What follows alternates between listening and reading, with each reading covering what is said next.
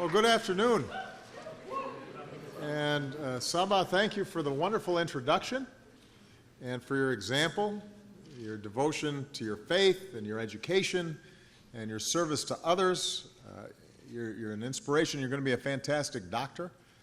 And I suspect, Saba, your parents are here because they wanted to see you. So where's Saba's parents?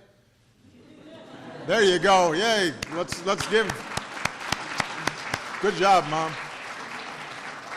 She did great, didn't she? She was terrific. To everyone here at the Islamic Society of Baltimore, thank you for welcoming me here today. I want to thank Muslim American leaders from across this city and this state, and some who traveled even from out of state to be here. I want to recognize Congressman John Sarbanes, who is here,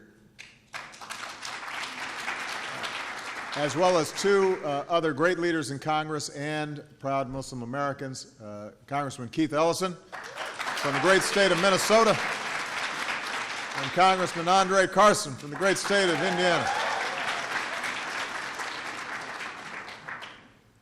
Now, this mosque, like so many in our country, is an all-American story. You've been part of this city for nearly half a century. You serve thousands of families, some who've lived here for decades, as well as immigrants from many countries who've worked to become proud American citizens. Now, a lot of Americans have never visited a mosque. And to the folks watching this today who haven't, think of your own church or synagogue or temple. And a mosque like this will be very familiar. This is where families come to worship and express their love for God and for each other. There's a school where teachers open young minds, kids play baseball and football and basketball, boys and girls. I hear they're pretty good. Cub Scouts, Girl Scouts meet, recite the Pledge of Allegiance here. With interfaith dialogues, you build bridges of understanding with other faith communities, Christians and Jews. There's a health clinic that serves the needy, regardless of their faith. And members of this community are out in the broader community, working for social justice and urban development. As voters, you come here to meet candidates. As one of your members said, just look at the way we live. We are true Americans. So the first thing I want to say is two words that Muslim Americans don't hear often enough, and that is thank you. Thank you for serving your community. Thank you for lifting up the lives of your neighbors and for helping keep us strong and united as one American family. We are grateful for that.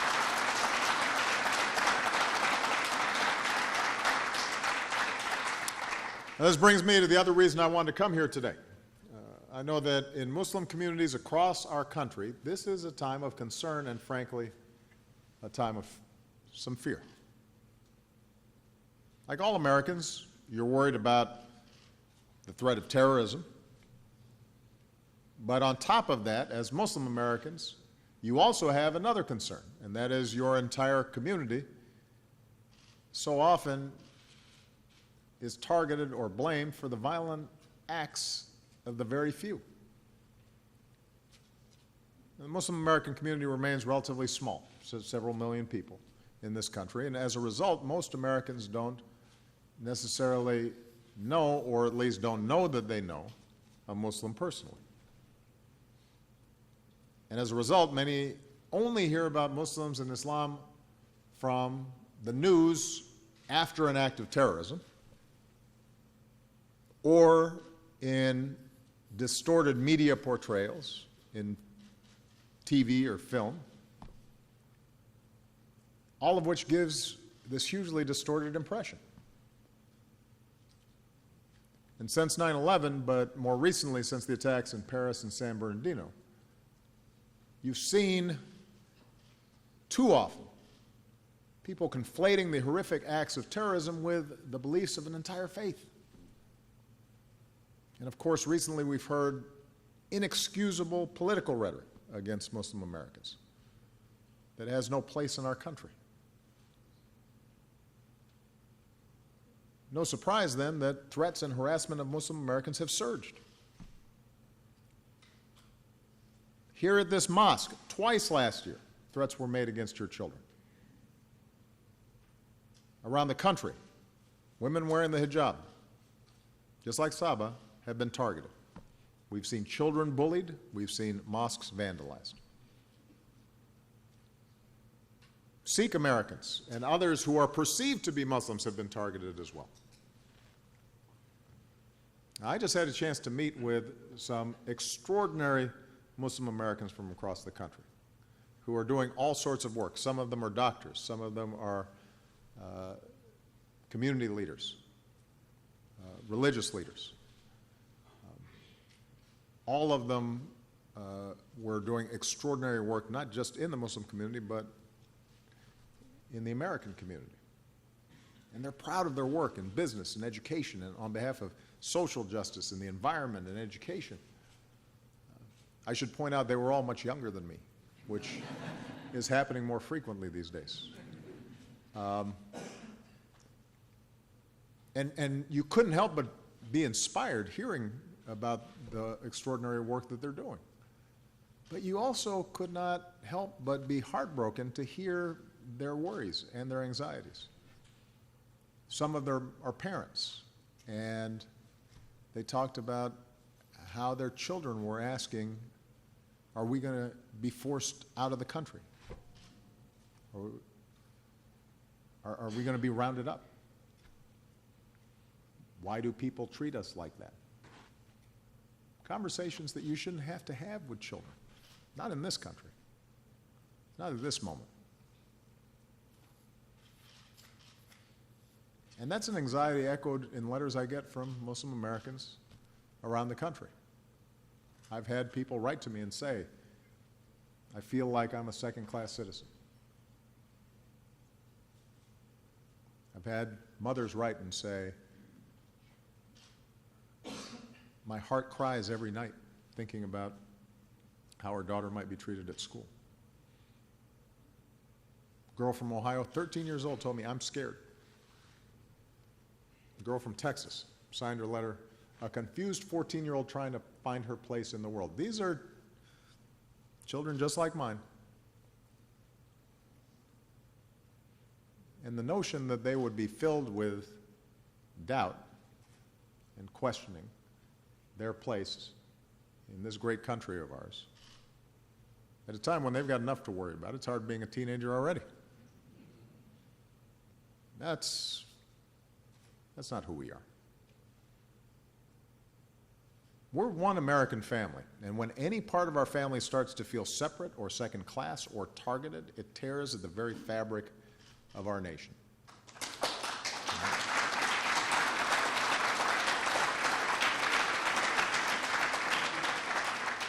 It's a challenge to our values, and that means we have much work to do. We've got to tackle this head on. We have to be honest and clear about it, and we have to speak out. This is a moment when, as Americans, we have to truly listen to each other and learn from each other. And I believe it has to begin with a common understanding of some basic facts. And you know, I express these facts, although they'd be obvious to many of the people in this place, because unfortunately it's not facts that are communicated on a regular basis through our media. So let's start with this fact. For more than 1,000 years, people have been drawn to Islam's message of peace. And the very word itself, Islam, comes from salam, peace. The standard greeting is, Assalamu alaikum, peace be upon you. And like so many faiths, Islam is rooted in a commitment to compassion and mercy and justice and charity. Whoever wants to enter paradise, the Prophet Muhammad taught, let him treat people the way he would love to be treated.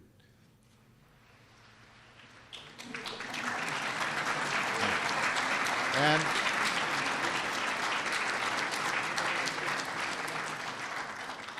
for Christians like myself, I'm assuming that sounds familiar. The world's 1.6 billion Muslims are as diverse as humanity itself. They are Arabs and Africans. They're from Latin America to Southeast Asia, Brazilians, Nigerians, Bangladeshis, Indonesians. They are white and brown and black. There's a large African American Muslim community. That diversity is represented here today. A 14-year-old boy in Texas who's Muslim spoke for many when he wrote to me and said, "We just want to live in peace." So here's another fact. Islam has always been part of America. Starting in colonial times, many of the slaves brought here from Africa were Muslim. And even in their bondage, some kept their faith alive. A few even won their freedom and became known to many Americans. And when enshrining the freedom of religion in our Constitution and our Bill of Rights, our founders meant what they said when they said it applied to all religions. You know, back then, Muslims were often called Mohammedans. And Thomas Jefferson explained that the Virginia statute for religious freedom he wrote was designed to protect all faiths. And I'm quoting Thomas Jefferson now, the Jew and the Gentile, the Christian and the Mohammedan.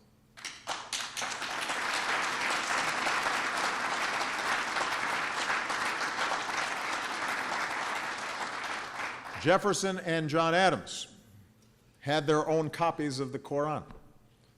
Benjamin Franklin wrote that even if the Mufti of Constantinople were to send a missionary to preach to us, he would find a pulpit at his service.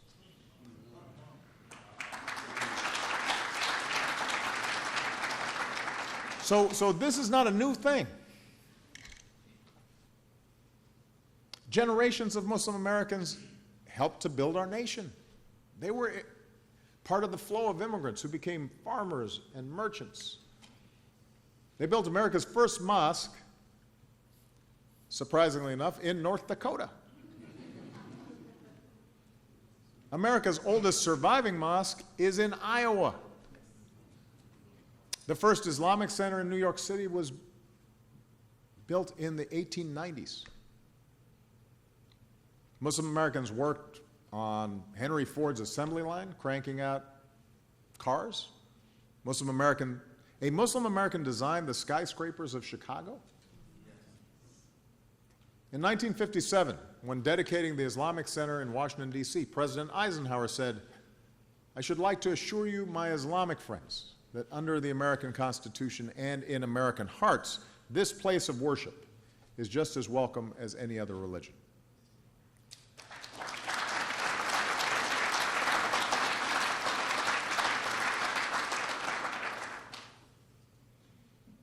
And perhaps the most pertinent fact, Muslim Americans enrich our lives today in every way. They're our neighbors, the teachers who inspire our children, the doctors who trust us with our health, future doctors like Saba. They're scientists who win Nobel Prizes, young entrepreneurs who are creating new technologies that we use all the time. They're the sports heroes we cheer for, like Muhammad Ali and Kareem Abdul-Jabbar, Hakeem Olajuwon. And by the way, when Team USA marches into the next Olympics, one of the Americans waving the red, white, and blue will be a fencing champion wearing her hijab. Ibtihaj Muhammad, who is here today, stand up. Come on, let me... There you go.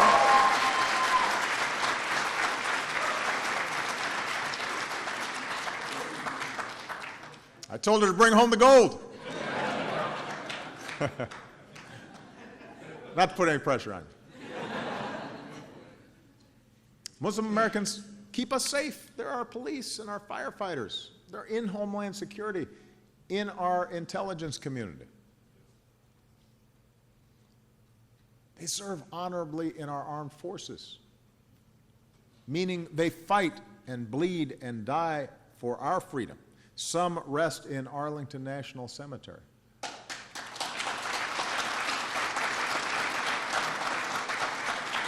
So, Muslim Americans are some of the most resilient and patriotic Americans you'll ever meet.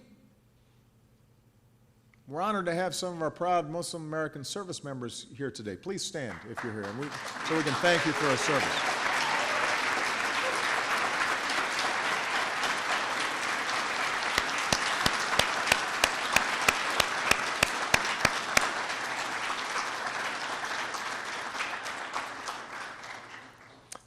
So part of the reason I want to lay out these facts is because in the discussions that I was having with these incredibly accomplished young people, they were pointing out that so often they felt invisible, and part of what we have to do is to lift up the contributions of the Muslim American community, not when there's a problem, but all the time.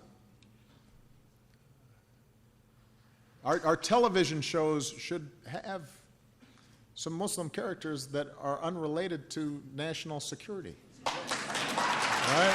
Because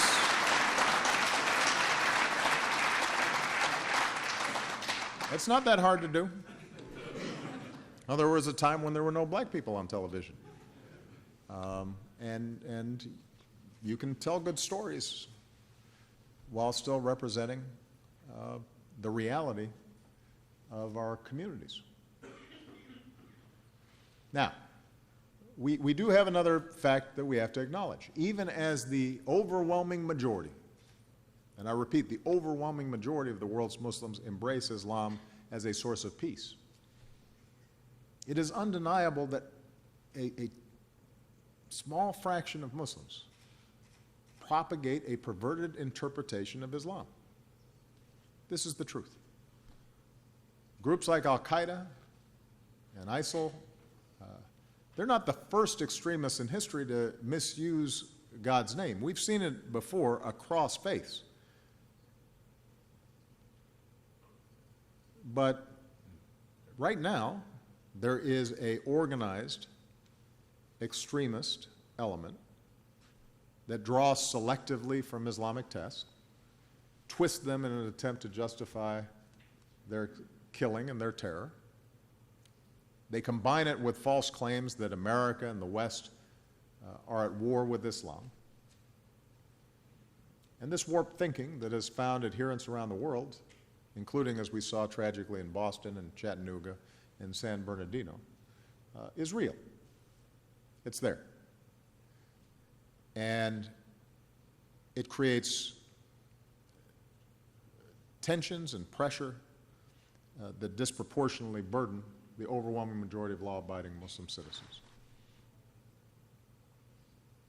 And the question then is, how do we move forward together? How do we keep our country strong and united? How do we defend ourselves against organizations that are bent on killing innocents? And it can't be the work of any one faith alone. It can't be just a burden on the Muslim community, although the Muslim community has to play a role. We all have responsibilities. So with the time I have left, I just want to suggest a few principles that I believe can guide us. First, at a time when others are trying to divide us along lines of religion or sect, we have to reaffirm that most fundamental of truths.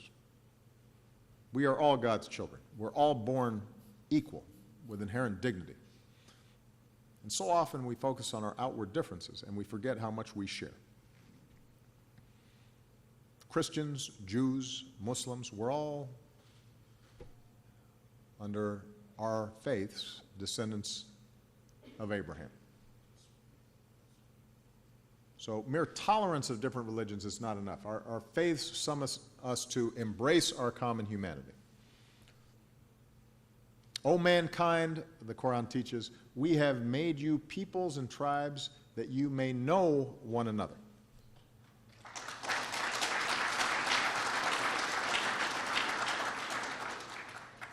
So all of us have the task of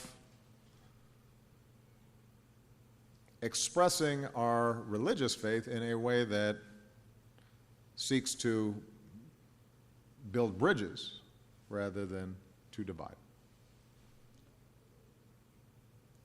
Second, as Americans, we have to stay true to our core values, and that includes freedom of religion for all faiths.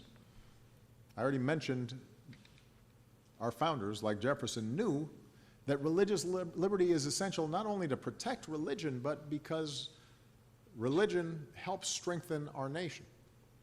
If it is free, if it is not an extension of the state, part of what's happened in the Middle East and North Africa and other places where we see sectarian violence is religion being a tool for another agenda, for power, for control. Freedom of religion helps prevent that both ways. Protects religious faiths, protects the state from,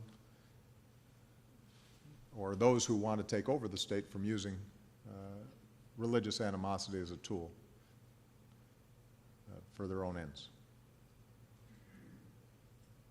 That doesn't mean that those of us with religious faith should not be involved. We have to be active citizenry. But we have to respect the fact that we have freedom of religion.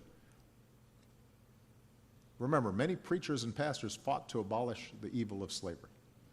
People of faith advocated to improve conditions for workers and ban child labor. Dr. King was joined by people of many faiths challenging us to live up to our ideals.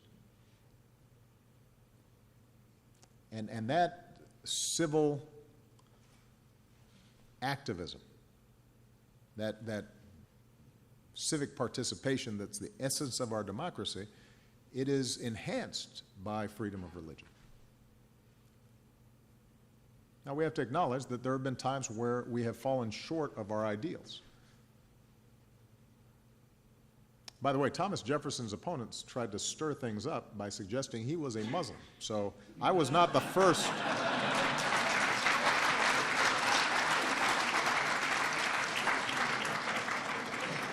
No, it's true. It's true. Look it up. I'm in good company.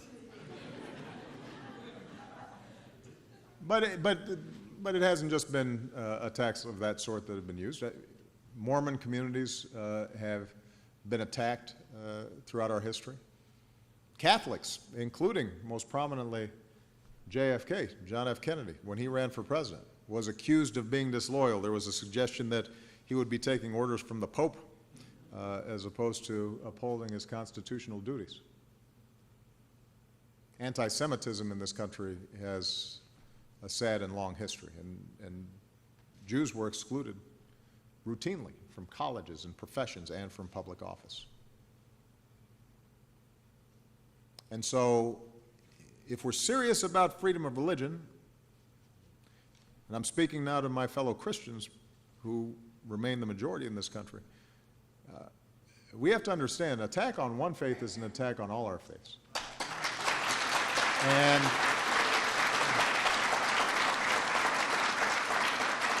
And when any religious group is targeted, we all have a responsibility to speak up.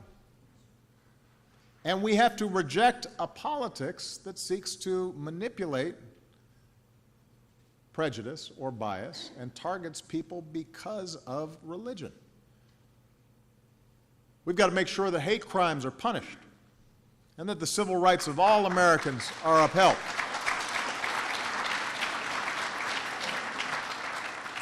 And just as faith leaders, including Muslims, must speak out when Christians are persecuted around the world, or when anti-Semitism is on the rise. Because the fact is that there are Christians who are targeted now in the Middle East, despite having been there for centuries. And there are Jews who've lived in places like France for centuries, who now feel obliged to leave because they feel themselves under assault, sometimes by Muslims. We have to be consistent in condemning hateful rhetoric and violence against everyone, and that includes against Muslims here in the United States of America. So, none of us can be silent.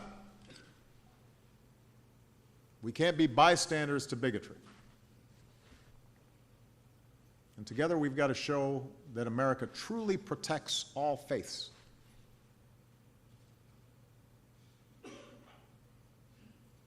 Which brings me to my next point. As we protect our country from terrorism, we should not reinforce the ideas and the rhetoric of the terrorists themselves.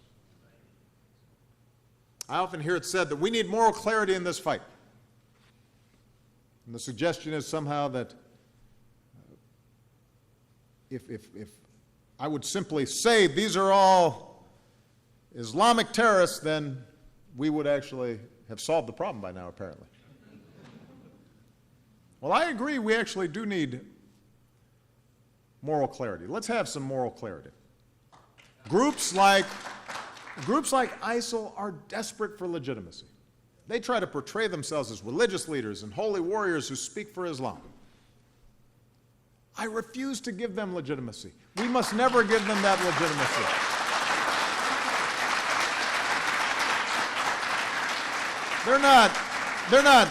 They're not defending Islam. They're not defending Muslims. The vast majority of the people they kill are innocent Muslim men, women, and children. And by the way, the notion that America's at war with Islam ignores the fact that the world's religions are a part of who we are. We can't be at war with any other religion because the world's religions are a part of the very fabric of the United States, our national character.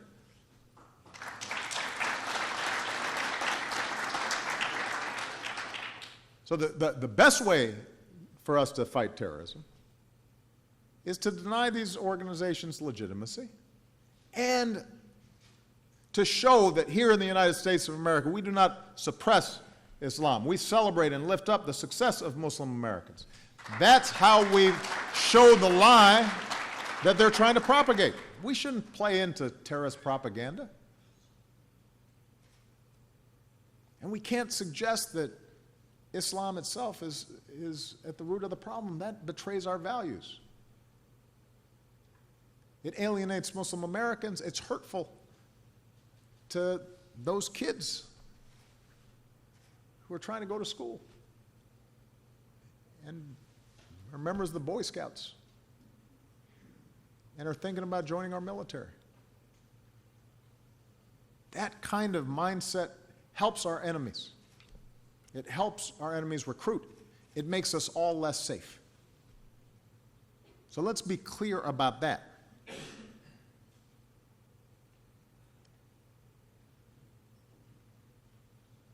Now, finally, just as all Americans have a responsibility to reject discrimination, I've said this before, Muslims around the world have a responsibility to reject extremist ideologies that are trying to penetrate within Muslim communities. Here at this mosque and across our country and around the world, Muslim leaders are roundly and repeatedly and consistently condemning terrorism. And around the globe, Muslims who've dared to speak out have often been targeted and even killed. So those voices are there. We just have to amplify them more. And it was interesting in the discussion I had before I came out, some people said, why is there always a burden on us? When a young man in Charleston shoots African Americans in a church, there's not an expectation that every white person in America suddenly is explaining that they're not racist. Everybody is assumed to be horrified by that act. And I recognize that sometimes that doesn't feel fair. But part of the answer is to make sure that the Muslim community, in all of its variety, and all the good works that it's doing, and all the talent that's on display, that it's out there, visible on a consistent basis, not just at a certain moment. But what is also true is that there is a battle of hearts and minds that takes place, that is taking place right now, and American Muslims are better positioned than anybody to show that it is possible to be faithful to Islam and to be part of a pluralistic society and to be on the cutting edge of science and to believe in democracy. And so I would urge all of you not to see this as a burden, but as a great opportunity and a great privilege to show who you are. To use a little Christian expression, let your light shine.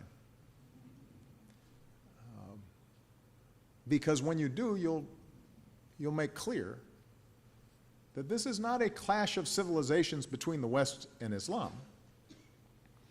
This is a struggle between the peace-loving, overwhelming majority of Muslims around the world and a radical, tiny minority. And ultimately, I'm confident that the overwhelming majority will win that battle.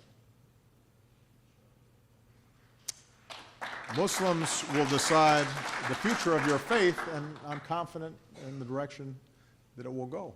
But across the Islamic world, influential voices should consistently speak out with an affirmative vision of their faith. And it's happening. These are the voices of Muslim clerics who teach that Islam prohibits terrorism. For the Quran says, whoever kills an innocent, it is as if he has killed all mankind. These are the voices of Muslim scholars, some of whom join us today, who know Islam has a tradition of respect for other faiths. And Muslim teachers who point out that the first word revealed in the Quran, ikra, means read, to seek knowledge, to question assumptions. Muslim political leaders had to push back on the lie that the West oppresses Muslims, and against conspiracy theories that says America is the cause of every ill in the Middle East. Now, that doesn't mean that Muslim Americans aren't free to criticize American U.S. foreign policy. That's part of being an American. I promise you, as the President of the United States, I'm mindful that that is a healthy tradition that is alive and well in America. But like leaders everywhere, these leaders have been offering and need to continue to offer a positive vision for progress. And that includes political and economic progress. And we have to acknowledge that much of the violence in places like the Middle East is now turning into fights between sects, Shia, Sunni, and others, where differences are often exploited to serve political agendas, as I said earlier. And this bloodshed is destroying Muslim families and communities, and there has to be global pressure to have the vision and the courage to end this kind of thinking and this approach to organizing political power. It's not historically unique. It's happened in every part of the world, from Northern Ireland to Africa to Asia to right here in the United States in the past. But it is something that we have to fight against. And we know it's possible. Across the history of Islam, different sects traditionally have lived and thrived together peacefully. And in many parts of the world, they do today, including here in the United States. Like people of all religions, Muslims living their faith in a modern pluralistic world are called upon to uphold human rights, to make sure that everyone has opportunity. That includes the aspirations of women and youth and all people. If we expect our own dignity to be respected, so must we respect the dignity of others.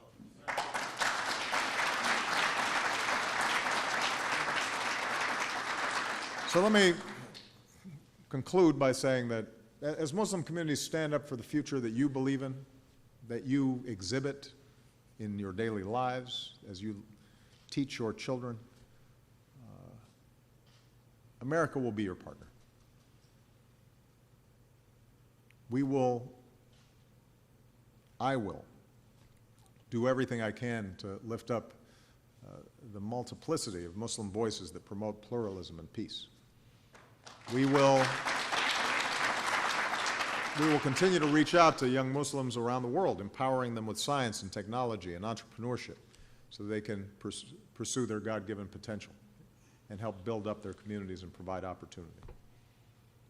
It's why we will continue to partner with Muslim American communities, not just to help you protect against extremist threats, but to expand healthcare and education and opportunity. Because that's the best way to build strong, resilient communities. Our values must guide us in this work. Engagement with Muslim American communities must never be a cover for surveillance. We can't give in to profiling entire groups of people.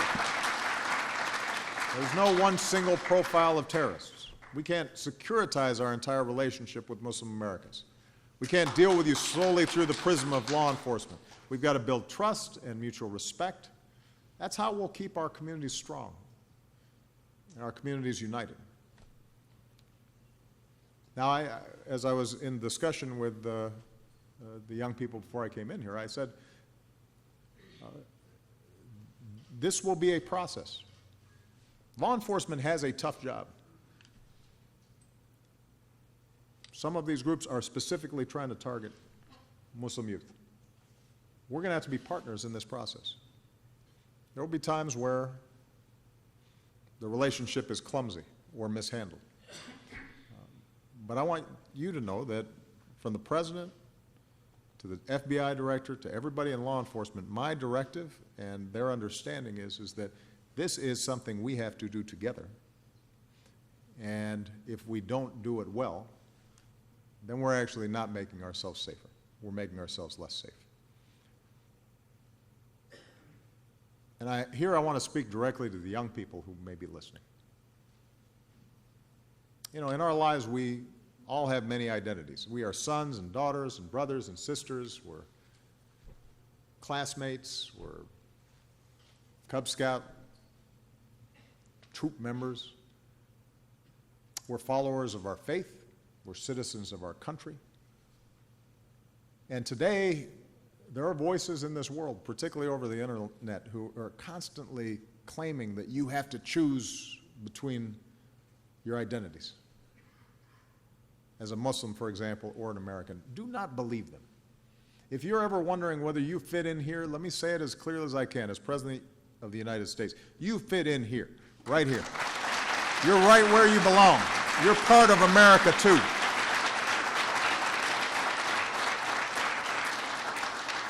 You're not Muslim or American, you're Muslim and American.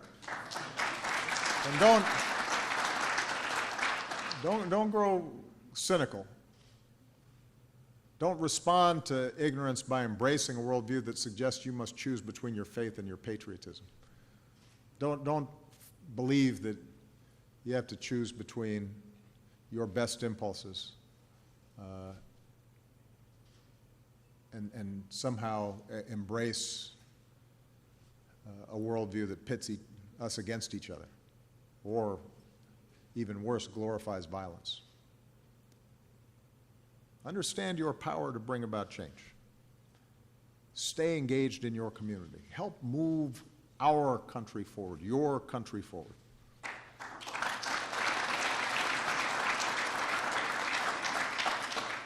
We are blessed to live in a nation where even if we sometimes stumble, even if we sometimes fall short, we never stop striving for our ideals. We keep moving closer to that more perfect union. We're a country where if you work hard and if you play by the rules, you can ultimately make it, no matter who you are or how you pray. It may not always start off even in the race, but here more than any place else, there is the opportunity to run that race. And as we go forward, I want every Muslim American to remember you are not alone. Your fellow Americans stand with you, just as Saba described her friends after she decided that she was going to start wearing a hijab. That's not unusual.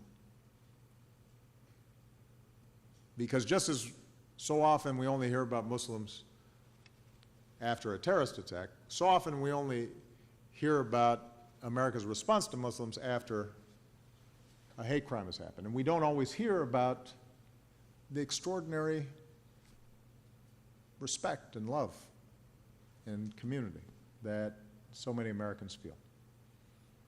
I'm thinking about the 7-year-old boy in Texas who emptied his piggy bank to help a mosque that had been vandalized.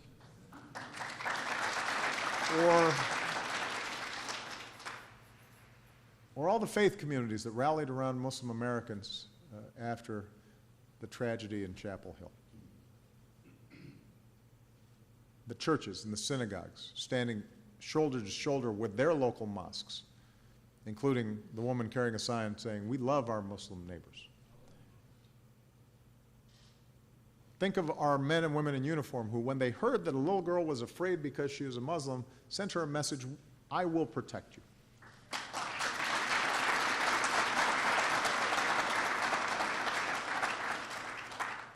I want every American to remember how Muslim communities are standing up for others as well. Because right now, as we speak, there are Muslims in Kenya who save Christians from terrorists, and Muslims who just met in Morocco to protect religious minorities, including Christians and Jews.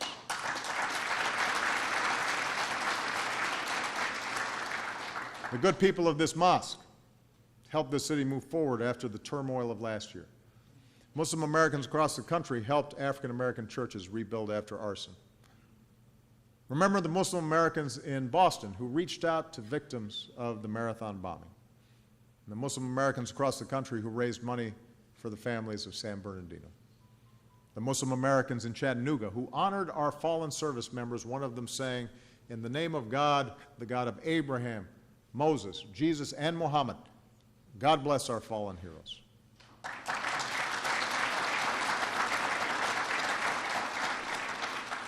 We are one American family. We will rise and fall together.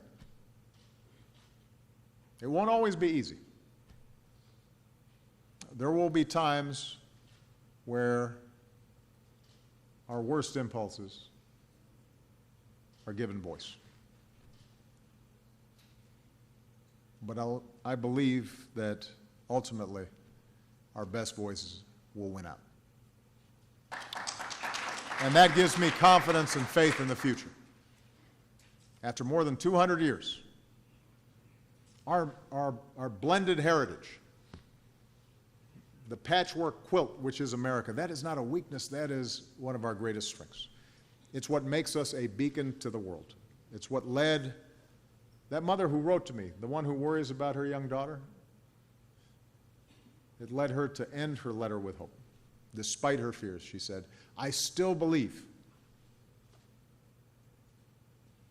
in one nation, under God, indivisible, with liberty and justice for all." May God's peace be upon you. May God bless the United States of America. Thank you very much, everyone. Thank you. Thank you.